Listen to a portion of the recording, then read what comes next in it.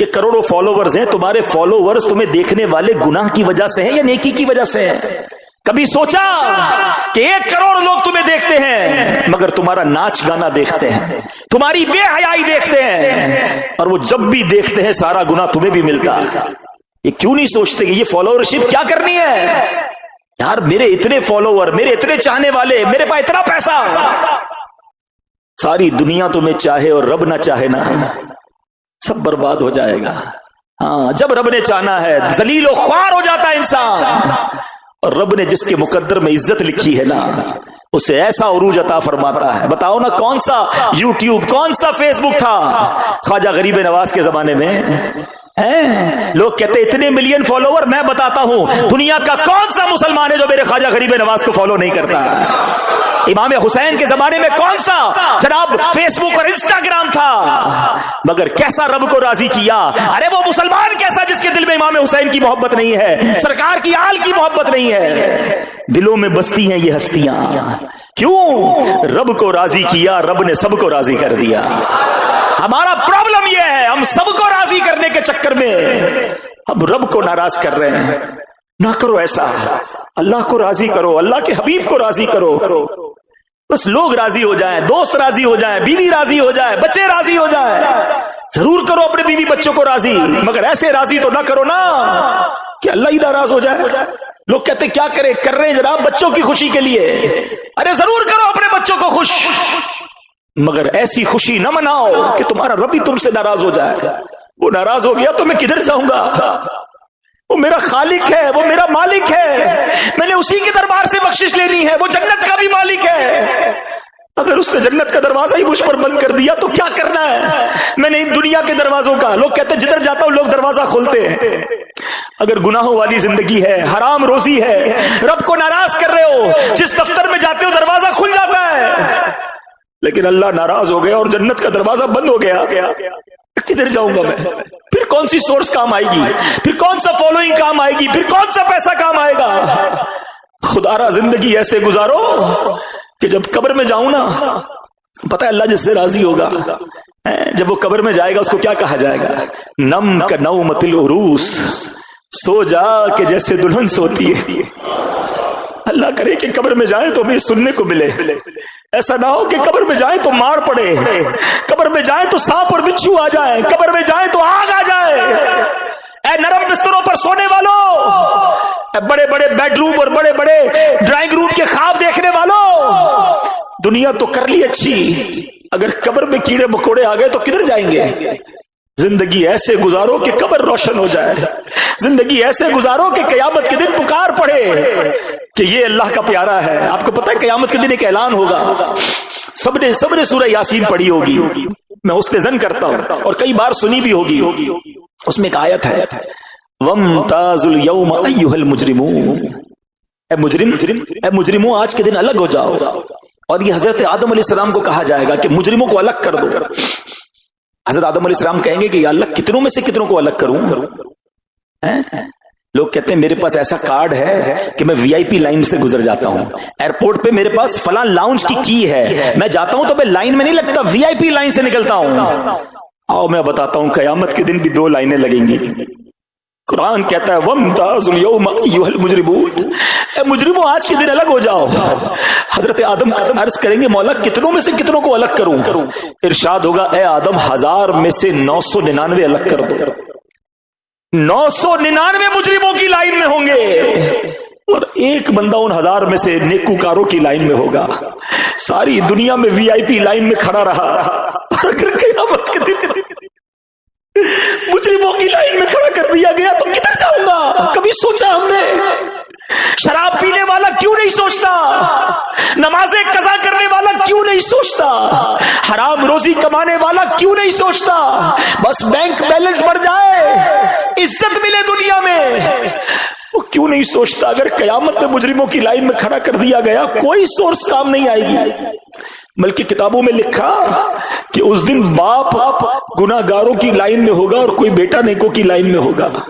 امام ایسا امام بھی ہوگا جو جناب مجرم کی لائن میں ہوگا اور مقتدی نیکوکاروں کی لائن میں ہوگا۔ ایسا مبلغ، ایسا وائز بھی ہوگا جو गुनाहगारों की लाइन में होगा और उसका बयान सुनकर नेक होने वाला नेकूकारों की लाइन में होगा। लोग कहेंगे हजरत आपका बयान सुनकर तो हम नेक बन गए, हमने तौबा कर ली, आप मुजरिमों की लाइन में कैसे? क्योंकि उस दिन तो दूध का दूध पानी का पानी हो जाएगा ना। तो वो बंदा कहेगा कि मैं तुम्हें तो अच्छी बात का हुक्म देता था, खुद नहीं करता था, तुम्हें तो नेकी की दावत देता था, खुद अमल नहीं करता था, मैं तुम्हारे सामने तो नेक नजर आता था, मैं अकेले में बड़ा गुनाहगार था। मेरे प्यारे इस्लामी भाइयों, फिर ये आयत सुन लो, मन काना युरीदुल इज्जत फलिल्लाहिल इज्जतु जमीआ, जो इज्जत का तलबगार हो तो सारी इज्जत अल्लाह ही के पास है। अल्लाह हमें कयामत के दिन की जिल्लत से बचा लेना। इस इज्जत का क्या करना है यार? जिधर जाओ लोग खड़े हो जाते हैं, जिधर जाओ लोग प्यार करते हैं, कयामत के दिन जलील हो गए तो क्या होगा? उधर तो जिसके नामा अमाल खुलेंगे तो पता चलेगा ना। इतनी बड़ी बड़ी बातें करता था दुनिया में, ये देखो इसका हाल ये है, किधर जाएंगे? सैयदी आला हजरत इमाम अहले सुन्नत ने इसीलिए बड़ी प्यारी दुआ की है कि उस दिन खुल जाएगा सब कुछ ना। अल्लाह से दुआ करते हैं, या इलाही नामाए आमाल जब खुलने लगे, ऐब पोशे खल्क सतारे खता का साथ हो, या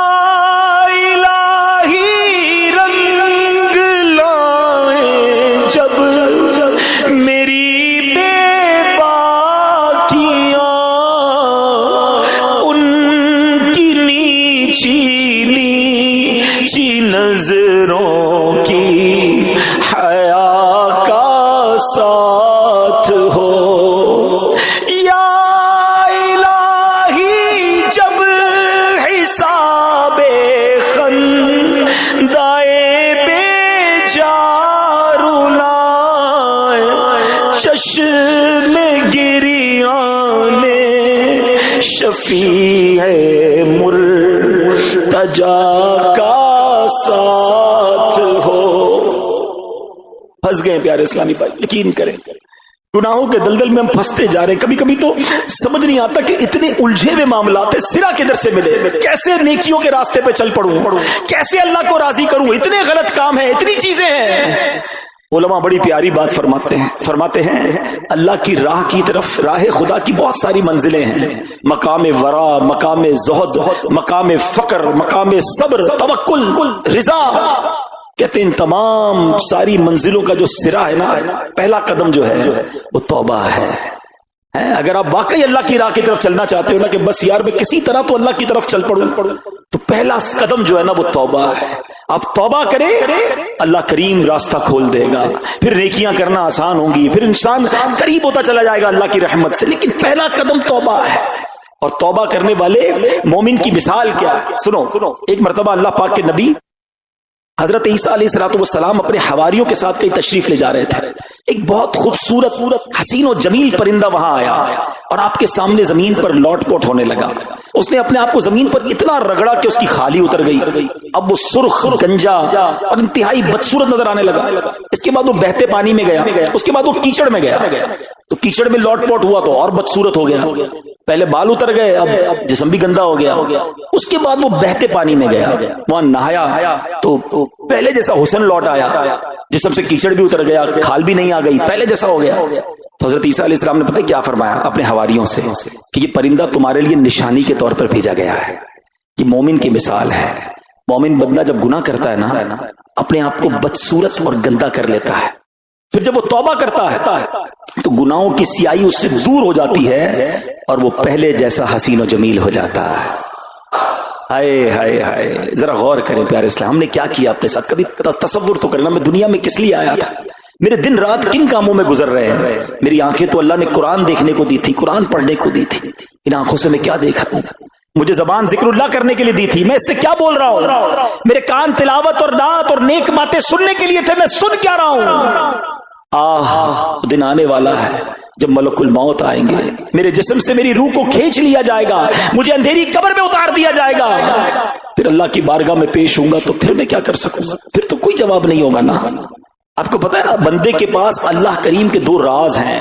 एक बुजुर्ग फरमाते हैं कि बंदे के पास अल्लाह पाक के दो राज होते हैं जिन्हें अल्लाह पाक बंदे की तरफ इल्हाम फरमाता है। नंबर एक, जब अपनी माँ के पेट से जब बाहर आता है ना, अल्लाह पाक फरमाता है, ऐ मेरे बंदे, मैंने तुझे दुनिया में पाक और साफ सुथरा निकाल दिया है और जिंदगी देकर तुझे इस पर अमीन बना दिया है। अब मैं देखूंगा कि तू अमानत की जिम्मेदारी कैसे निभाता है। और जब उसकी रूह निकलती है ना, तो अल्लाह पाक फरमाता है, ऐ मेरे बंदे, तूने मेरी अमानत के साथ क्या सलूक किया?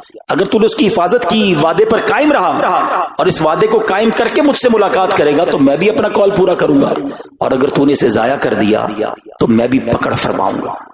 ये जान जो है ना, ये सांसें, ये अमानत है, ये हमारी नहीं है, ये अल्लाह ने दी है ना। मैं मिसाल देता हूं आपको, कोई बंदा बड़ी कीमती चीज रखवाए, कोई हीरा रखवा दे, कोई कीमती 15, 20 लाख, 25 लाख, 50 लाख की चीज रखवाए, जरा संभालो, और आपसे वो खो जाए, डबल टेंशन, इतनी कीमती चीज मैंने खो दी, और अब जिसने अमानत रखवाई थी वो मेरा क्या हाल करेगा?